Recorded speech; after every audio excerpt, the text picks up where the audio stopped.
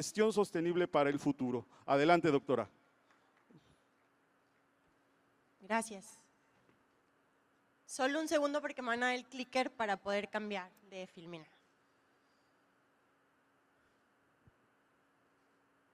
¿Sí cambia? No cambia, ¿verdad? Bueno. El día de hoy les vengo a platicar sobre transición energética, agua, electromovilidad y cambio climático. Siguiente, por favor.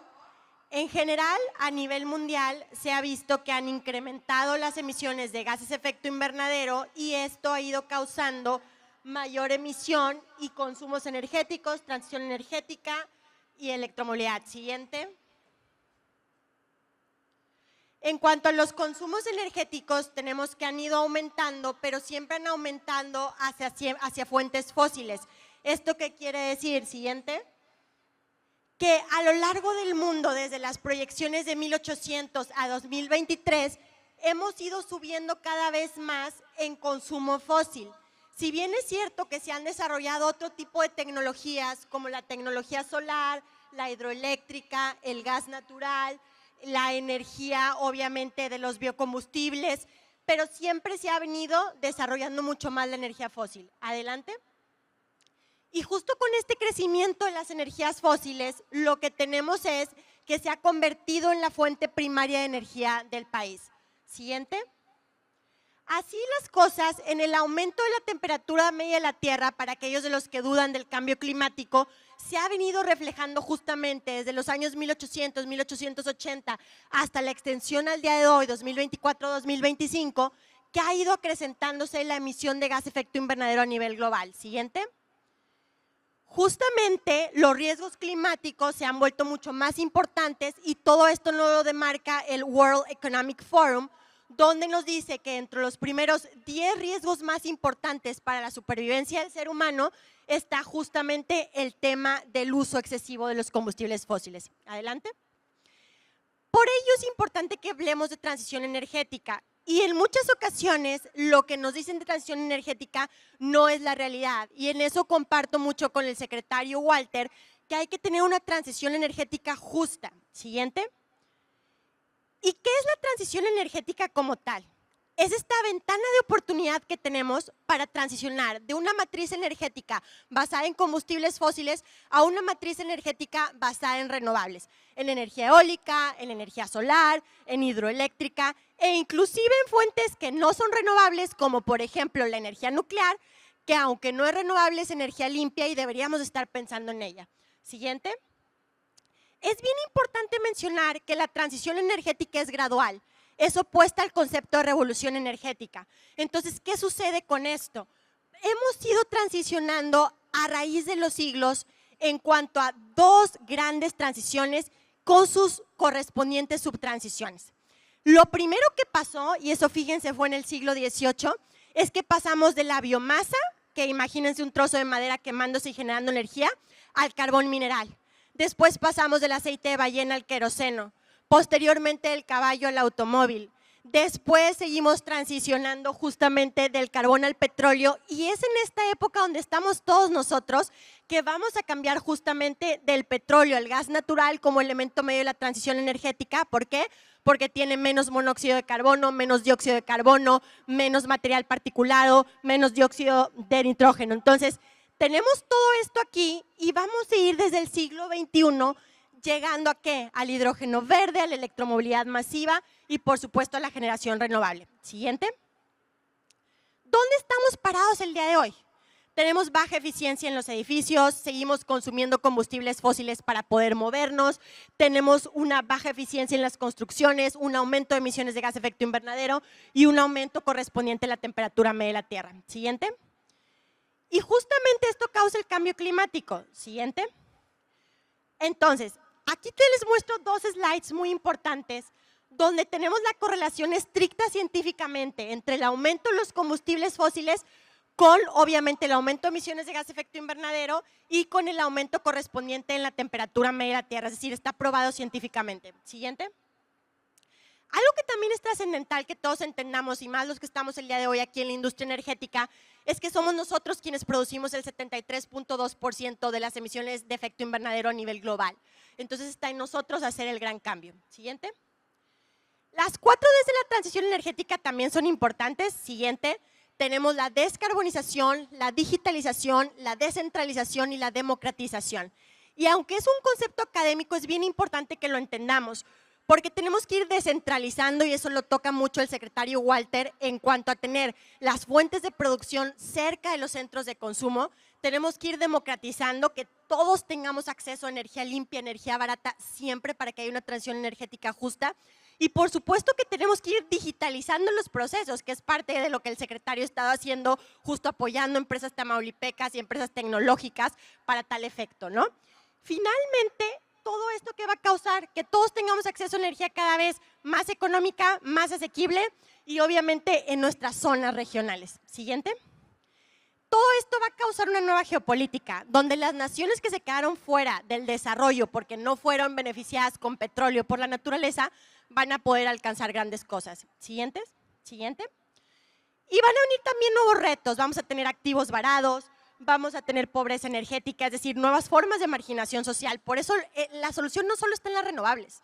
La solución está en las renovables con transición energética justa, que es lo que el secretario siempre menciona.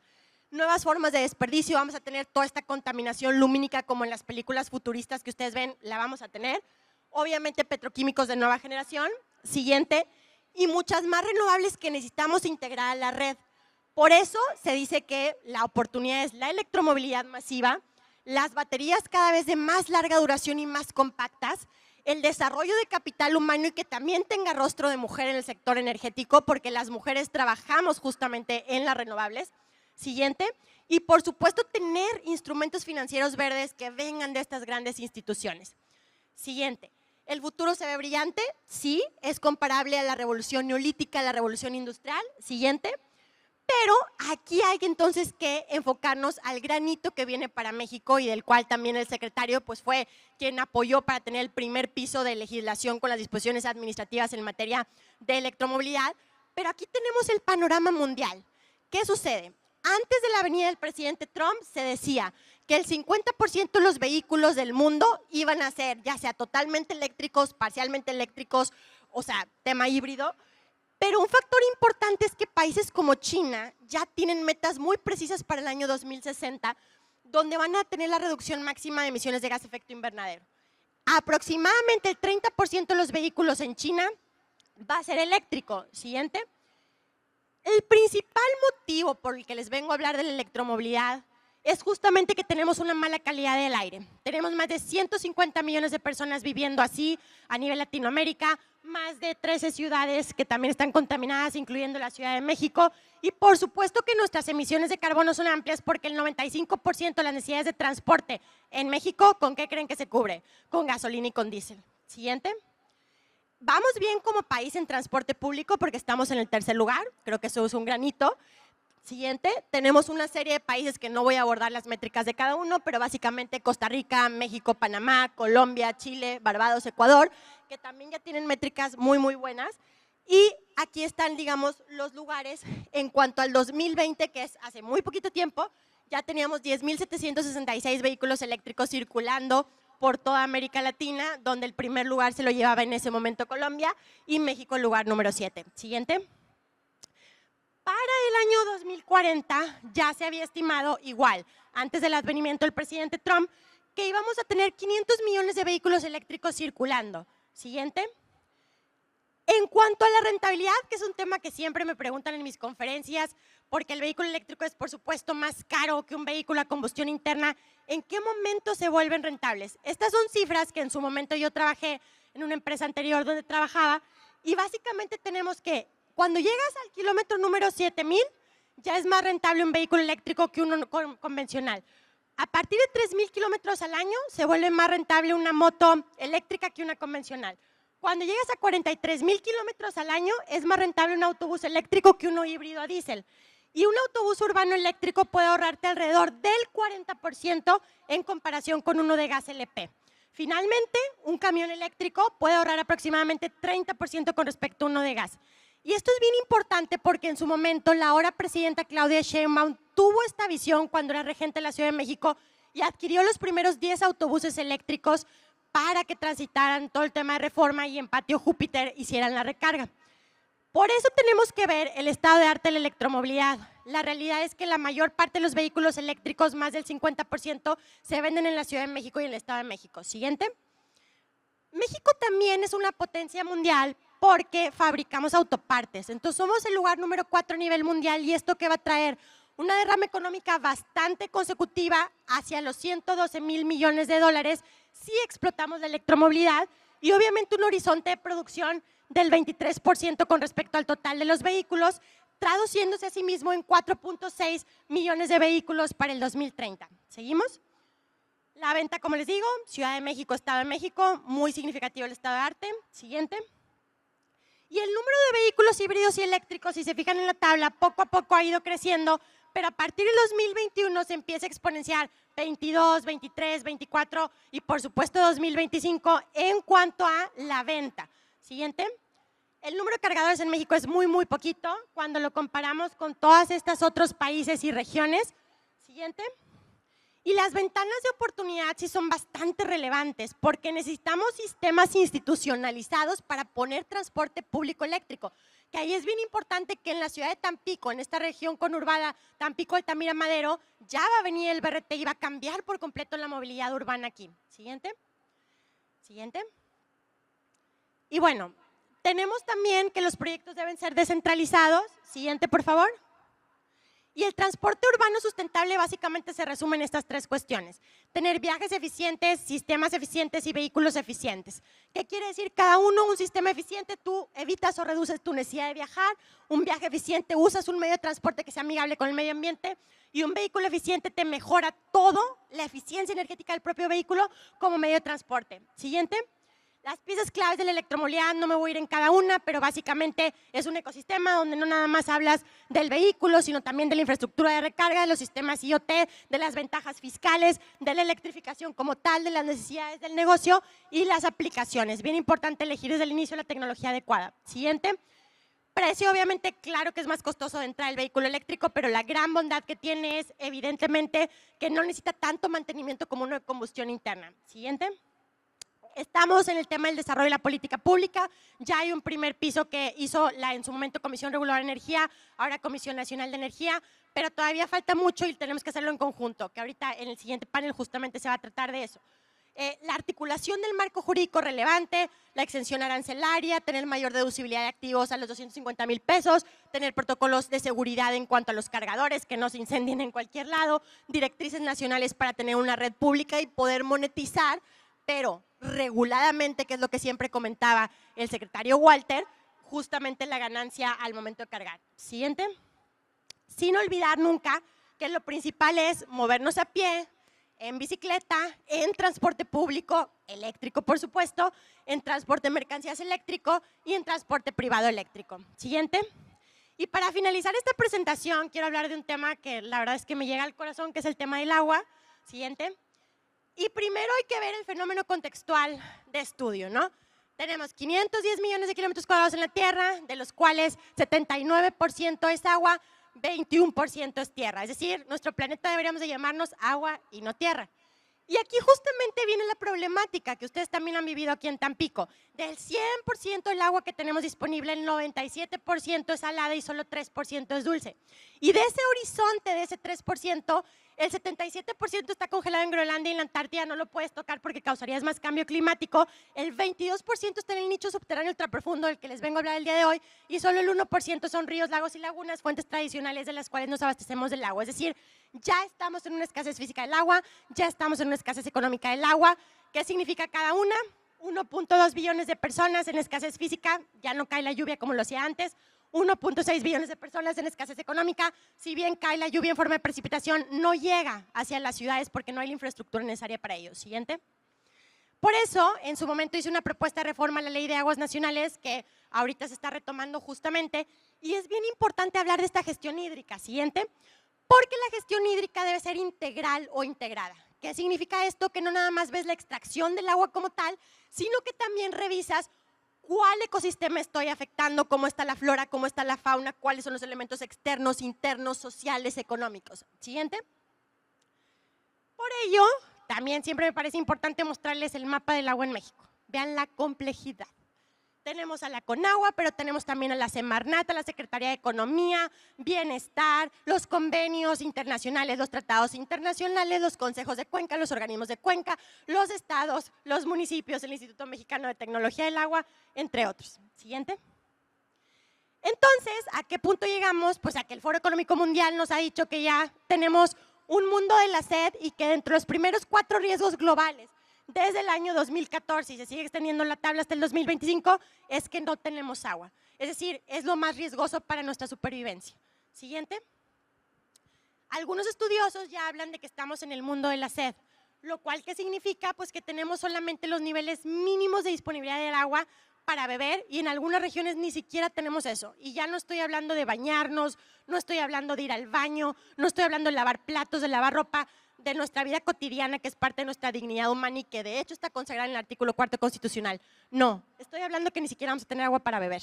Vean las proyecciones de 1950, 95, 2025. Las regiones que ven en negro en el mapa son regiones donde ya no tienen ni siquiera agua para beber. Siguiente. El monitor de sequía les presenta un mapa representativo de los meses más calurosos. Julio, en este caso fue sui generis, ustedes lo saben bien porque empezó a llover justamente también aquí, pero la realidad es que en julio este mapa debería de aparecer amarillo, rojo. Este mes de julio en México fue sui generis porque no hubo sequías, no hubo temas anormalmente secos, no hubo regiones de sequía excepcional, ni de sequía extrema, ni de sequía severa, ni de sequía moderada, pero en otros años sí lo ha habido. Siguiente. Justamente en esta tabla van a ver las afectaciones de porcentaje por sequía y ustedes pueden ver, y los que son matemáticos y trabajan en esto pueden ver que cuando la tabla hace esto es que no estamos muy bien, ¿verdad? Siguiente. Por ello, me interesa mucho que entendamos qué pasa en nuestro país, no solo en Tamaulipas. Si ustedes ven el mapa completo del agua, tenemos que la región que te produce el 80% del Producto Interno Bruto, que es del centro al norte del país, solamente detenta 1/3 del agua dulce disponible. Mientras que la región del país que provee el 20% del Producto Interno Bruto, básicamente, tiene 2/3 partes del agua dulce. ¿Esto qué significa o en qué se traduce? En que la ronda del agua es inequitativa por naturaleza. ¿Cómo vamos a llevar el agua del centro y del sur al norte? ¿O qué otra opción vamos a tener? Siguiente. Aquí es la respuesta. Tenemos 2 mapas principales en cuanto al modelo hidrológico. El tradicional que maneja México, que es el inciso A, donde cae la lluvia en forma de precipitación, ronda en la tabla de agua, se transpora en tierra, se evapora en mar, y eso es lo que tenemos aprendido de siempre. ¿Qué pasa a nivel mundial? Ya estamos en el inciso B. Tenemos la misma lluvia en forma de precipitación, pero la NASA que dice que ha caído 5 veces más de lo que tenemos registrado a nivel mundial y que se ha infiltrado 20 veces más y que esa infiltración se percola y que al momento crea flujos de megacuencas subterráneas ultraprofundas de los 3.000 a los 5.000 metros de profundidad y que esa agua tiene una descarga submarina. Entonces, ¿por qué pensar en opciones de desalinización cuando podríamos primero estar sacando esta agua sin afectar mantos freáticos, apoyando la recarga de los acuíferos tradicionales y sin dañar nuestros arrecifes? Esta es una buena solución y está disponible desde el año 2004 en el libro Modern Groundwater Exploration. ¿Seguimos? Aquí están las 4 tecnologías que hacen esto a nivel mundial: ADROC, Georesonance, WATEX y Airwater en distintos países, en Escocia, en Francia, en Rusia, en los Estados Unidos. Siguiente. ¿Y qué pasa en cuanto a las variables o por qué estas tecnologías pudiéramos utilizarlos en Tamaulipas y a nivel global? Fíjense, la variable de competitividad económica, 3 o 4 veces más económico que una gran presa o un gran acueducto. El impacto ambiental de 1 a 3 meses lo puedes conseguir, mucho menos que cualquier otro tipo de tecnología. El riesgo de sabotaje es nulo porque tienes múltiples tomas. El tiempo para empezar a producir es básicamente de 8 a 12 meses, bastante rápido con respecto a una gran construcción. Y los requerimientos de tierra es de 0.02 hectáreas. Comparen eso con 1.000 hectáreas, con 3 a 10 hectáreas, con 1 hectárea en otro tipo de tecnología. La verdad es que es un ganar-ganar. Siguiente. Y entonces, aquí les muestro físicamente cómo en la imagen superior derecha está el mar y en medio del mar está apareciendo agua dulce. Tiene una coloración diferente. Esto está registrado desde el 2004 en la imagen superior izquierda, bueno, derecha de ustedes, donde ven todos los puntitos donde sucede este fenómeno de que empieza a salir el agua en medio del mar, el agua dulce. ¿Y qué pasa? En el círculo virtuoso, pues el agua dulce se convierte en salada, así es la naturaleza, pero ¿por qué no rescatarla, digámoslo así, entre comillas, para que sea agua bebible para nosotros? Siguiente. Así las cosas, hay 3 protocolos de este tipo de tecnologías que la hacen interesante. El primero es de exploración y extracción o perforación, que es bien similar al de la industria petrolera. Yo estuve 15 años en la industria petrolera. Haces el pozo, realizas la cementación, sale a presión. Es lo mismo. El segundo es el de agua adicional. ¿Cómo demuestro yo que al explotar esta agua no estoy evitando que se recarguen los acuíferos tradicionales y los acuíferos someros? Es una agua distinta, con una antigüedad diferente, con tipo de características físicas, químicas, isotópicas, con una antigüedad muy, muy distinta. Y el de monitoreo de calidad de agua, bueno, ¿qué uso le voy a dar al agua? Le voy a dar un uso doméstico, industrial, energético, incluso, por ejemplo, para la fracturación hidráulica, agrícola, que algo bien importante es que luego no pensamos en cuanto al agua. Sin agua tampoco tenemos seguridad alimentaria. No solo el tema de supervivencia de beber, no vamos a tener nuestros campos y cultivos. Siguiente. Y esta es la imagen, y con esto voy a finalizar, de cómo se da este tipo de tecnologías. Las 4 lo tienen. Hay una imagen satelital que cada vez va haciendo mapeos geofísicos y geotécnicos más pequeños hasta que llegas al lecho rocoso donde quieres perforar y donde va a salir el agua a presión. Siguiente. Casualmente, los lugares donde necesitamos esta agua es donde tenemos mayor perspectiva técnica desde alta, muy alta, media alta, del centro al norte. Siguiente. Y con esto, básicamente, terminamos por cuestión de tiempo, pero también les quería hablar de temas de almacenamiento. Digamos, con lo que quiero finalizar es, en el Plan México se consagra la necesidad de almacenamiento. Creo que es el gran hito que viene para el sector energético. Ustedes saben que la presidenta Claudia Sheinbaum ya anunció que vamos a crecer la capacidad instalada de 89 gigawatts en 28 adicionales, y para ello vamos a necesitar respaldo, que es aparte algo que el secretario Walter estuvo desarrollando durante su estancia en la Comisión Reguladora de Energía, cómo hacer un techo o un piso mínimo para la cuestión de almacenamiento. Gracias.